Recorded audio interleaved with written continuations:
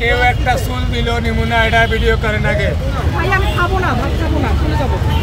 এইসব নাটক আর আমাদের ভাই আজকে আপনার ছোট বোন আছে, এরপর থেকে আর আপনার ছোট বোনের গিফটটা নেন। আমার কাছে অনেক বড় একটা অর্জন মনে হচ্ছে। আসলে ভাইয়াকে সবাই প্রশ্ন করে এটা মুসলিম কান্ট্রি, ঠিক আছে? এখানে একজন যে লোক আসলে মহিলা মানুষ, উনি অযথা এখানে ডিস্টার্ব করা শুরু করছে। ভাই এগুলো দরকার নাই, আপনারা ভিডিও করেন না প্লিজ। আসলে মূলত দাওয়াত দিছে দেখে আসা, নাহলে আমি এইভাবে এতগুলো ছেলের মধ্যে মেয়ে মানুষ আসলে গ্যাদারিং করার আমার ইচ্ছে ছিল না। আমি চিল্লাইছি, ওনার এখান থেকে সরাই দিছি। উনি কেন এখানে থাকবে? উনি কি মহিলা মানুষ না? উনি এখানে থাকবে কেন?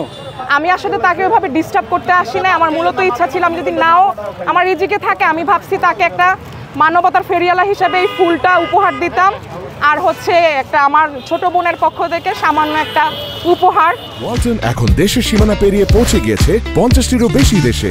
ওয়ালটন, ঘরে ঘরে বিশ্বজুড়ে। তো এক ভাই বাদারের দাওয়াতের জন্যই মূলত আসা, এবং মনে করছি যে আমার বড় ভাই মিজান ভাইয়াকে একটু সারপ্রাইজ দিব ভাই বাদার ছোট বোন হিসেবে, যে এটাও কিন্তু তার একটা পার্ট অফ সংসার। মানে সবাইকে যে সে আপ্যায়ন করে, খাওয়ায়, এবং এত সুলভ মূল্যে বর্তমান দুর্মূল্যের বাজার 2025-এ যে 90 দশক 80 দশকের মতো যে খাবার প্রেজেন্ট বা পরিবেশন করা, সেটা মিজান ভাইয়াকে না, ভাতঘরের মিজান ভাইয়াকে দেখলে আমি আসলে বুঝতাম না। শত ভিড় ভাট্টা দেখে আসলে তার মাথা গরম হয়ে গেছে। আর কিছু কিছু মেয়েরা বা কিছু কিছু আছে যে মানে খেপাইতে আসে, হাতের 5টা আঙ্গুল তো সমান না। এখন আমি জাস্ট ওনাকে, আমার যদি রিজিকে নাও থাকে আমি খাবো না, আমার মনে কোনো দুঃখ নাই।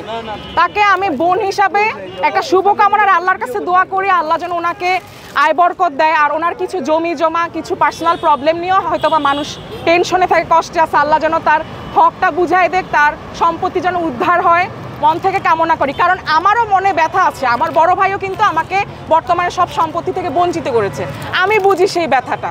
তো আল্লাহর কাছে দোয়া করি সে যেন উদ্ধার হয়, আর তার জন্য শুভকামনার অনেক অনেক বেশি ভালোবাসা আর অনেক দোয়া। জাস্ট এটা দিয়েই আমি চলে যেতাম, আর কিছু চাওয়ার ছিল না আমার।